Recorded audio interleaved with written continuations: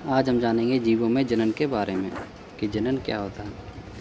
तो प्रत्येक जीव केवल एक निश्चित अवधि तक ही जीवित रहता है और उसके पश्चात प्राकृतिक मृत्यु को प्राप्त होता है।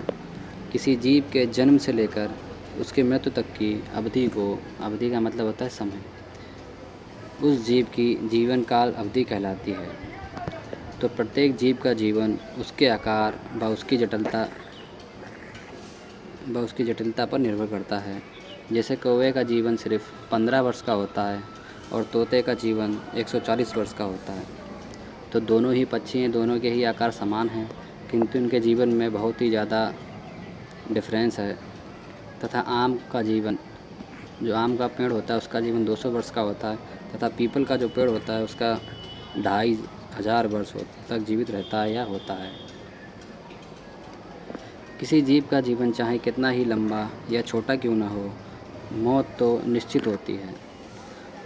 और हम मृत्यु के साथ जीवन को किस तरह से आगे बढ़ाया जाता है, इस विषय में बात करेंगे, जिसे प्रजनन कहा जाता है। तो प्रजनन जितने भी संसार में प्राणी हैं, सभी किसी न किसी रूप में प्रजनन करते हैं और अपने वंश को आगे बढ़ाते हैं। तो आज हमने जाना कि प्रजनन किसे कहते हैं, और प्रजनन सभी में जो है समान होता है। और प्रजनन जो है किसी जीव के उसके आकार व उसकी जटिलता उसके स्थान के आधार पर क्या होता है, बदल जाता है। आप देखते हैं कुछ जीवों की आयु। तो एक हाथी जो है वो करीब 70 वर्ष तक जीवित रहता है, और एक गुलाब का पेड़ होता है उसकी आयु होती है 7 से 8 वर्ष तक। और एक कुत्ता होता है उसके जीवन आयु होती है 10 से 15 वर्ष। एक तितली की 1 से 2 हफ्ते। एक कौवा 15 वर्ष तक जीवित रहता है। तोता 140 वर्ष तक जीवित रहता है। और एक गाय की जो औसतन आयु होती है वो 15 से 25 तक होती है। एक केले का जो पेड़ होता है उसकी जो है अवधि होती है 15 वर्ष।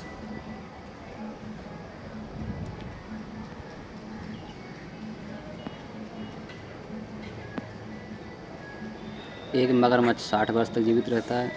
घोड़ा 30 वर्ष तक। फल वाली मक्खी 40 दिन तक। बरगद 500 वर्षों तक। और कछुआ लगभग 100 से 150 वर्ष तक जीवित रहता है। और अगर धान की बात करें तो धान सिर्फ 130 दिन तक जीवित रहते हैं। अब देखते हैं जनन के प्रकार।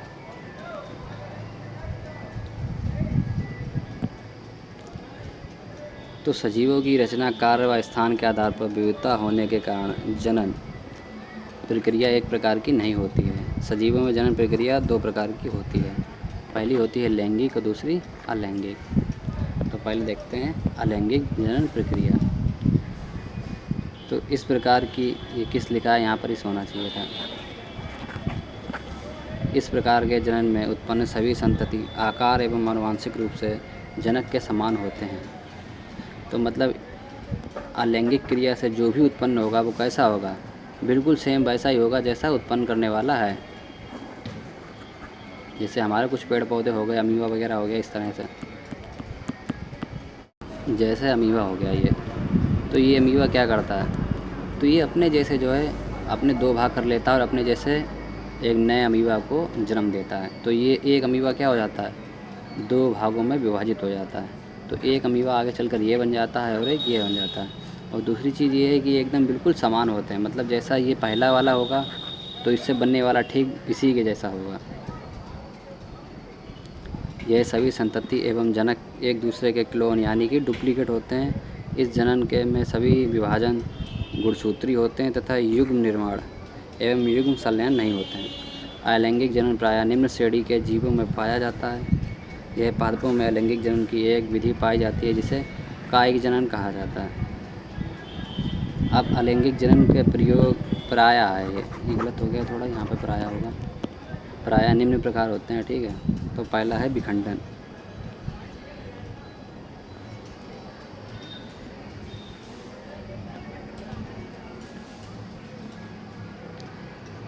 इसमें एक कोशिका दूसरी कोशिका में विभाजित हो जाती है तथा अपने समान ही जीव या कोशिका को जन्म देती है।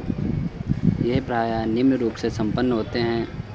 यह निम्न क्रिया द्वारा संपन्न होती है। तो पहली इसके लिए जो क्रिया आवश्यक होती है वो कौन सी है, वो है विखंडन।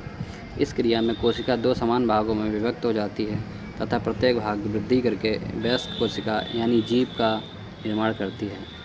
विखंडन द्वारा जनन करने वाले जीवों में मृत्यु विरल होती है, अतः ये अमर बने रहते हैं, जैसे अमीबा, यूग्लिना, डायटोम। तो ये हो गया अमीबा। तो अमीबा क्या करता है, देखिए।